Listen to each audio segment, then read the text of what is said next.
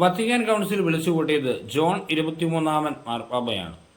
Council വിളിച്ചുകൂട്ടാൻ അദ്ദേഹം ഒരുപാട് താല്പര്യമെടുത്തു. അനേകം പ്രതിസന്ധികളെ തരണം ചെയ്താണ് അദ്ദേഹം കൗൺസിൽ വിളിച്ചുകൂട്ടിയത്.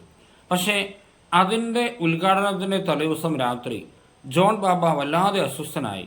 കാരണം നാളെ മുതൽ സഭയുടെ ചരിത്രത്തിലെ ഏറ്റവും വലിയ കൗൺസിൽ തുടങ്ങുകയാണ്. എന്ത് പ്രശ്നം ഉണ്ടായാലും ഉത്തരം പറയേണ്ടത് മാർപ്പാപ്പയാണല്ലോ എന്ന് ചിന്തിച്ച് അദ്ദേഹം ആകെ അസ്വസ്ഥനായി തൻ്റെ സ്വകാര്യ ചാപ്പലിൽ ഉറങ്ങാൻ പോലും പറ്റാതെ നടക്കുകയായിരുന്നു.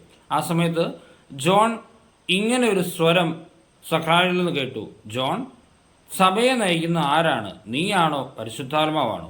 അദ്ദേഹം പറഞ്ഞു, പിതാവേ, അത് പരിശുദ്ധാത്മാവാണ്. അപ്പോൾ വീണ്ടും സഖ്രാരിൽ നിന്ന് ഈശോ സംസാരിച്ചു, അങ്ങനെയെങ്കിൽ നീ പോയി ശാന്തമായി ഉറങ്ങിക്കൊള്ളുക, പരിശുദ്ധാത്മ ബാക്കിയെല്ലാം ചെയ്തുകൊള്ളും. പ്രിയപ്പെട്ടവരെ, ഇന്ന് ഈ പാപ്പായുടെ തിരുനാൾ ദിവസം ഈ ഒരു ചിന്ത നമുക്കുണ്ടാകട്ടെ.